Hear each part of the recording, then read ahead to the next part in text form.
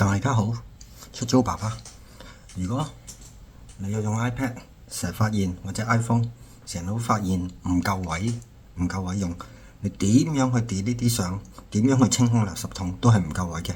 今日教你一個方法，可能會幫到你去片。咁你撳一般啦，跟住去 iPad 容量，咁你 iPhone 一樣嘅。咁譬如我頭先啱啱下載咗個雲端啦 ，Google Drive 277，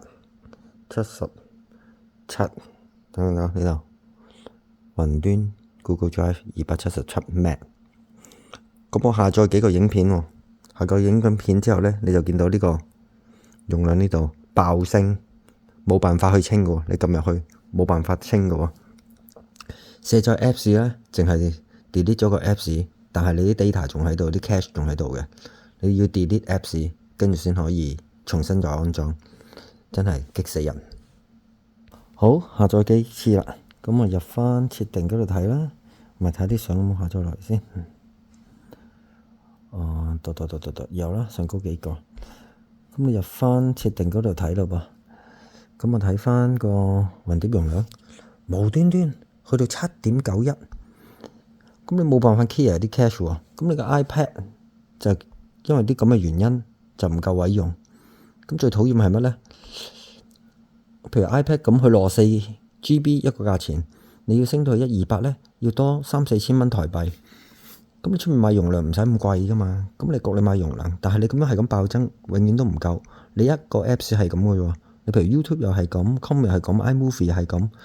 iMovie 去到4GB，咁其實入邊你做完晒啲嘢都跌，佢係 reference 去嗰個 photo 嗰度啫嘛，出嚟嗰個又係去咗 photo 嗰度，嗰度容量已經加咗。你 iMovie 入邊啲 cache 又唔清，咁你永遠啲嘢就要，我永遠就係要撳 delete。嗱，譬如話而家你想清翻個 iMovie， 你撳 delete， 咁你 iMovie 唔見咗咯喎，你咪麻鬼煩啦。跟住入翻 App Store， 又要重新 download 翻個 iMovie，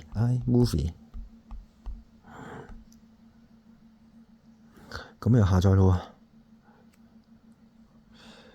咁譬如頭先雲端咁7.19啊。7.91喎，我入翻去又要再刪除喎，咁我先清空翻我個 iPad 邊啲容量咯。咁如果你個容量永遠都唔夠嘅呢，咁希望呢段影片幫到你。咁啊，我希望大家呢，大家就撳多啲讚呢個影片，多啲聲音俾 Apple 聽到，等佢哋要改進一下。Android 機都唔會咁，你咪激死人呢？一個好好嘅系統，但係用啲手段，永遠用到你容量唔夠，買容量，買雲端。全部都係要你買嘢，係咪好討厭啊？乜 Roblox 無端端又去到4點幾喎？呢個唔係我個 iPad 啦，真係麻鬼煩噶喎。咁而家重新又要 download 翻嗰幾個 Apps 咯喎 ，iMovie download 完啦，咁我又要入翻去撳，我頭先係咩啊？iDrive Google Drive 串錯字，咁又要再下載多一次咯喎。跟住你睇下咯喎 ，iMovie 下載完啦，咁嗰個iDrive 等佢下載啦，Google Drive， 咁你入翻設定咯喎，睇翻，你咪好激死啊！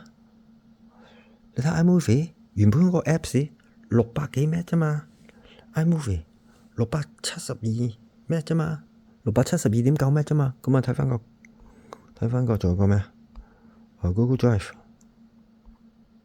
入邊。下載完啦，咁就睇翻 Google Drive，Google Drive 喺呢度277啫嘛，277.2啫嘛，你咪激鬼死